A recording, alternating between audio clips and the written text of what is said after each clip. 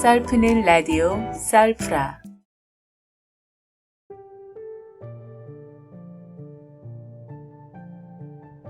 안녕하세요. 고등학교 때부터 친했던 절친과 며칠 전 절교를 했습니다. 전 이 친구가 학창시절부터 많이 어려울 때 정말 금전적으로 심적으로 많이 도와주며 그 어떤 친구보다도 제일 가까운 친구라고 생각하면서 살아왔습니다. 그런데 이 친구의 한마디 한마디가 제 가슴을 후벼 팠고 마음을 갈기갈기 찢어놓는 바람에 전 더 이상 이 친구를 제 마음속에서 지우기로 마음먹었습니다.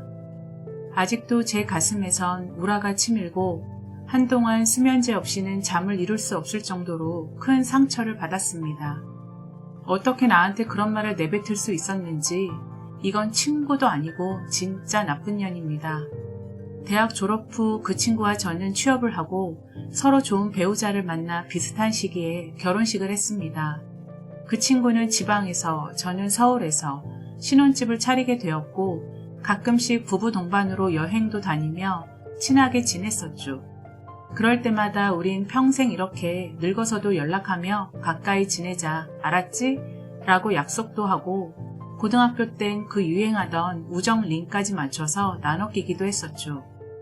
결혼 후 1년쯤 지나 생각지도 않게 제가 먼저 임신을 하게 되었고 그 친구는 임신을 일찍부터 바랬지만 뜻대로 생기지 않아 먼저 임신한 제가 부럽다며 자기도 빨리 아기가 생겼으면 좋겠다고 간절한 마음이 느껴지더군요. 그런 친구에게 저는 혹시라도 상처가 될까 우리가 가끔씩 만날 때마다 아기 얘기는 거의 꺼내지도 않았습니다. 제 딴에는 배려를 한 거였죠. 그렇게 임신 5개월 차 저는 산부인과에서 정밀 검사를 받던 중 의사 선생님께서 아기가 많이 작고 숨 쉬는 게 약하다고 말씀을 하시더라고요. 지금 하는 일은 좀 쉬고 집에서 최대한 안정을 취하라고 하셨어요. 그 말씀을 듣는 저는 회사에 휴직계를 내고 집에서만 생활을 했어요. 그런데 그 친한 친구가 갑자기 어머님께서 돌아가셨다는 연락이 왔습니다. 그 친구는 5남매의 셋째였고 아버님은 일찍 돌아가셔서 어머님과 함께 살고 있었는데 어머님이 잠깐 외출하신다고 나간 사이 1시간도 채 안 돼서 길 한복판에 뇌출혈로 쓰러지셨고 그 뒤로 중환자실에 옮겨졌지만 하루도 넘기지 못하시고 그 자리에서 바로 돌아가셨다고 하더군요. 워낙에 갑작스럽게 돌아가신 거라 제 친구도 제정신이 아니었었죠.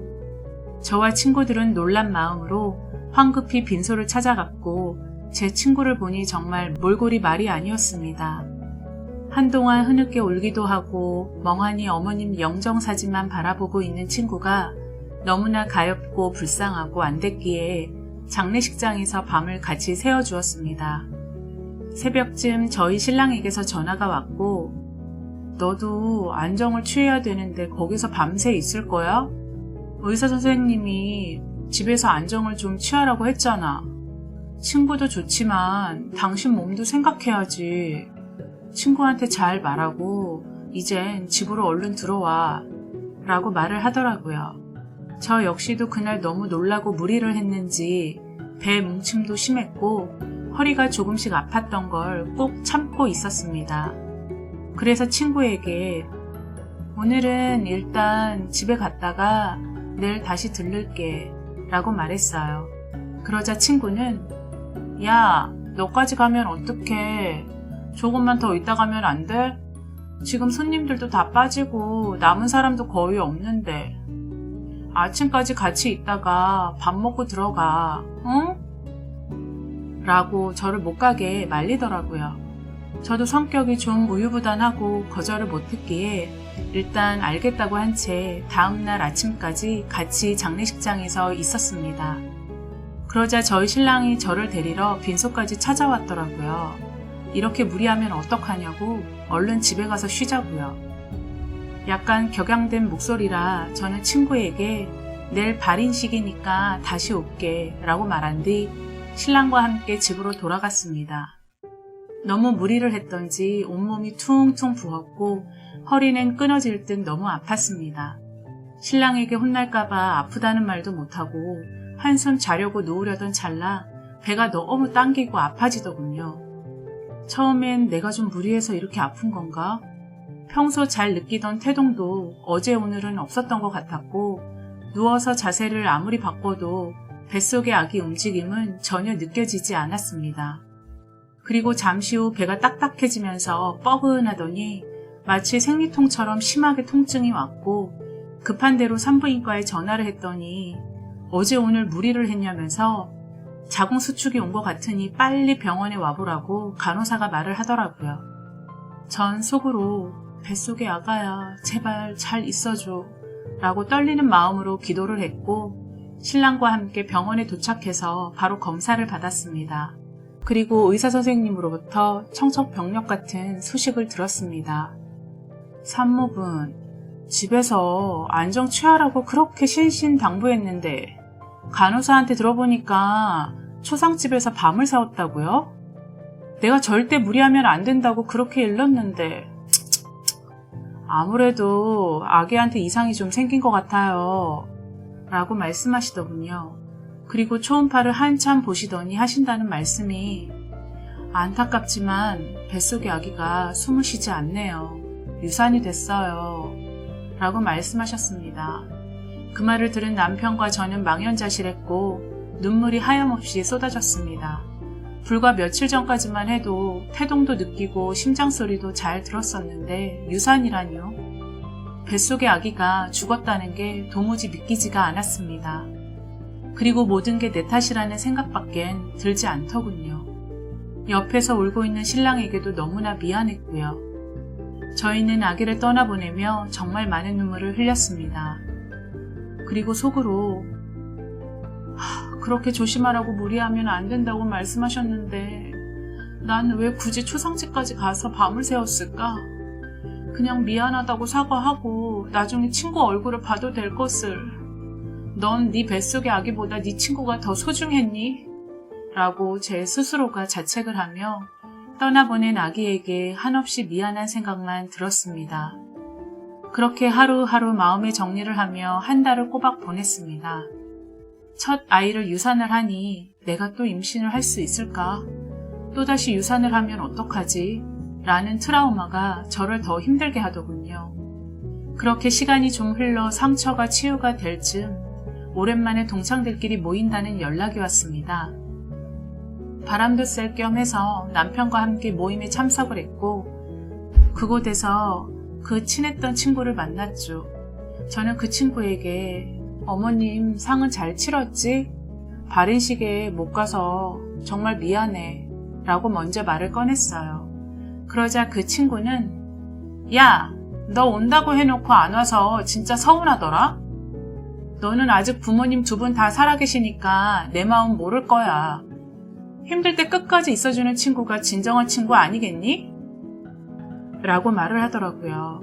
물론 그 마음은 이해하지만 이렇게까지 대놓고 말하는 그 친구가 솔직히 기분은 좋지 않았습니다. 임신 중에도 그날 밤까지 같이 있어준 게 누군데 그리고 내가 유산된 소식은 이미 들어서 알고 있을 텐데 어떻게 저렇게 말할 수 있는지 제가 그날 초상집에서 밤만 안 새웠어도 뱃속의 아기는 지킬 수 있었을 텐데 라는 야속한 생각도 들었지만 그렇다고 해서 친구 원망을 단 한 번도 해보진 않았었습니다. 그냥 다 내 탓이거니 하고 말았는데 그 친구는 제게 서운함이 더 컸었던 모양입니다. 그런데 잠시 뒤 그 친구가 한박 웃음을 띠며 친구들에게 할 말이 있다더군요. 얘들아, 아무래도 돌아가신 우리 엄마가 마지막으로 나한테 선물을 주고 가셨나봐. 나 임신이래. 지금 3주차야. 라고 큰 소리로 말을 하더라고요.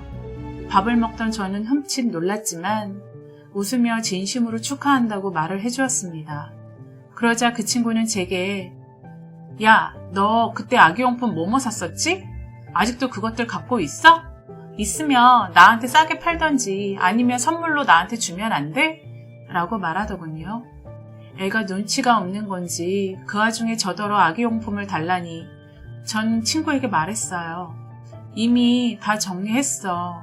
주변에 필요한 분들에게 무료 나눔 다 해버렸는데? 라고 말하니 인상을 팍 쓰더라고요.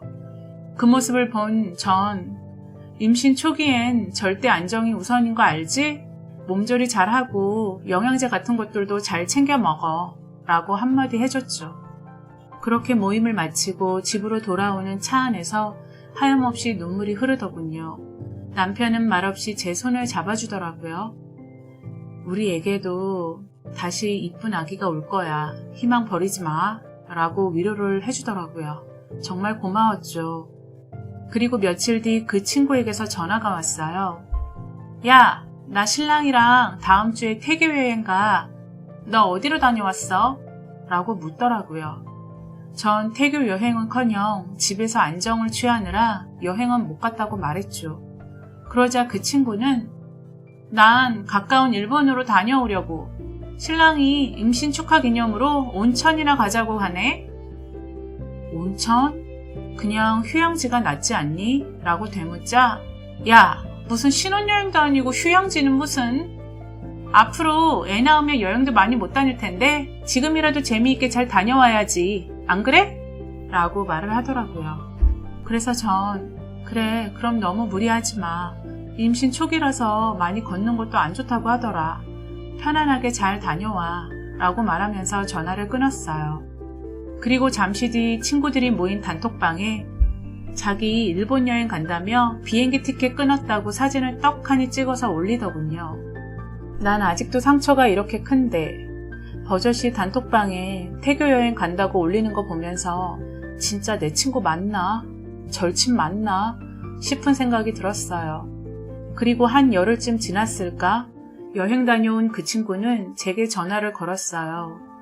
태교 여행은 너무너무 재미있었다고. 그런데 야, 원래 이렇게 배가 당기고 아픈 거야? 라고 묻더라고요. 그래서 저는 태교 여행 다녀와서 힘들어서 그런 거 아니니? 임신 초기라서 아마 자리 잡느라 그럴 수도 있고 무리해서 그럴 수도 있을 테니까 암튼 많이 움직이지 말고 무조건 집에서 쉬어. 그리고 많이 아프면 꼭 병원에 가보고 라고 말하고 전화를 끊었어요. 그렇게 일주일이 지났나? 원래 그 친구는 하루에도 단톡방에 한두 번씩은 글을 올렸었는데 웬일인지 조용하더라고요. 그래서 그 친구 카톡 알림 닉네임을 보니 아가야, 엄마가 미안해, 잘 가 라는 문구가 쓰여 있더라고요. 이게 무슨 일이지? 놀란 저는 그 친구에게 전화를 걸었지만 친구는 받지를 않더라고요. 설마 하며 다른 친구에게 물어보니 태교 여행 다녀와서 유산을 했다고 하더군요. 그 소식을 듣는데 진심으로 저도 슬프더군요. 그리고 그 심정을 누구보다 더 잘 알기에 그 친구에게 메시지를 보냈죠. 소식 들었어. 많이 힘들 텐데 잘 견디길 바랄게. 그리고 유산된 거 네 탓 아니니까 너무 자책하지 말고 마음 풀리면 꼭 연락 줘. 애들하고 같이 보자 라고요. 그러자 다음날 새벽에 회신이 와 있더군요. 야, 네 말대로 내 탓 아니고 다 너 때문이야. 넌 한 번 아기를 잃어봤으면서 내가 여행 갈 때 왜 안 말렸니? 그렇게 날 생각해주고 위하는 척 하더니 내 아기가 잘못되기라도 바랬던 거 아니야? 내 아이를 잃은 건 다 너 탓이야 라고 저주를 퍼붓는 말까지 하더군요. 그 문자를 읽는 내내 소름이 돋았고 하도 기가 막혀서 말문이 막히더군요. 차분하게 생각을 좀 하고 난 뒤 그 친구에게 네가 힘들고 상처받은 건 알겠어. 그렇지만 내가 여행을 가라고 돈을 주면서 떠민 것도 아니고 그런 억지가 어딨니? 라고 다시 보냈죠. 그러자 그 친구는 너 내가 일본 여행 간다고 했을 때 그럼 왜 뜯어 말렸어야지? 왜 여행을 가게 놔뒀어? 라며 같은 말만 되풀이하며 화를 내더라고요. 전 너무도 어이가 없어서 그 친구에게 따졌어요. 그럼 비행기표까지 끊어서 단톡방에 올려놓고 내가 너한테 유산할지도 모르니까 태교 여행은 가지마 라고 말을 했어야 됐니? 유산해서 마음 아픈 건 나도 마찬가지야. 아직 상처가 남았다고. 너 왜 그렇게 삐딱하게 생각해? 난 진심으로 너의 임신을 축하해줬었는데 정말 네가 내 친구 맞나 싶다 라고요. 그러자 친구는 우리 엄마 돌아가셨을 때 너 바른 시계도 오지 않았었어. 그러고도 네가 날 진심으로 위한다고? 난 너를 친구라고 이젠 생각하지 않기로 했어. 2번 다시 연락하지 마. 라고 보내더군요. 예민해서 그렇겠거니 하다가도 얘가 날 얼마나 우습게 봤으면 저런 말을 내뱉을까? 그냥 무시해야지 하면서도 상처받은 제 마음은 가시지가 않았고 더 이상 참았다간 제 속에서 천불이 날 것 같아 다시 문자를 보냈습니다. 너의 유산은 정말 안타깝고 슬픈 일이지만 너의 어머님 발인식에 참석 못한 이유는 네가 더 잘 알잖아. 나도 그때 당시 유산됐고 병원에 입원해 있는 상태였어. 그리고 너한테 병원에 있느라 못 간다고 미안하다고 미리 말도 해줬잖아. 그런데 이제 와서 그런 말을 하니? 태교 여행을 결정한 건 너희 부부잖아. 근데 왜 죄책감을 남에게 떠넘기려고 하니? 그 아픔은 너희 부부가 극복할 문제야. 애먼 사람에게 떠넘기려 하지 말고. 나도 한 번 아픔을 겪은 사람으로서 너의 임신 정말 진심으로 기뻐하고 축하해준 시간들이 진짜 너무나 아깝다. 난 앞으로 친구 하나 걸러냈다고 생각할란다. 잘 지내라. 라고 보내버렸어요. 그리고 이제 와서 하는 말이지만 태교 여행은 보통 안정기에 접었을 때 최소 20주 이상 됐을 때나 편안하게 다녀오는 건데 누가 임신 초기에 온천 여행을 가냐고요. 내가 다녀오라고 등을 떠밀기를 했나 돈을 주기를 했나 만만한 게 난가 싶기도 하고 내가 뜯어 말린다고 내 말 들었을 년도 아니고요. 그렇게 따지면 내가 누구 때문에 뱃속에 아기를 잃었는데 그날 장례식장 가서 밤만 안 새고 일찍 돌아왔더라면 우리 아기를 지킬 수도 있었을 텐데 하고 지난날 후회해봤자 소용없는 일이고 어찌됐던 내가 결정한 거였으니까. 그래서 한 번도 그 친구 원망을 해본 적도 없었는데. 하지만 얜 누군가 원망의 대상이 필요했었던 거겠죠? 결국 우린 절교를 했고 평생 얼굴 보지 않기로 했습니다.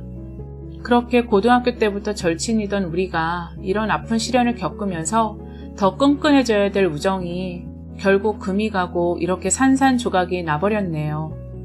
참 인생 허무하게 느껴지는 요즘입니다. 긴 사연 들어주셔서 감사합니다. 구독과 좋아요는 썰프라의 큰 힘이 됩니다. 감사합니다.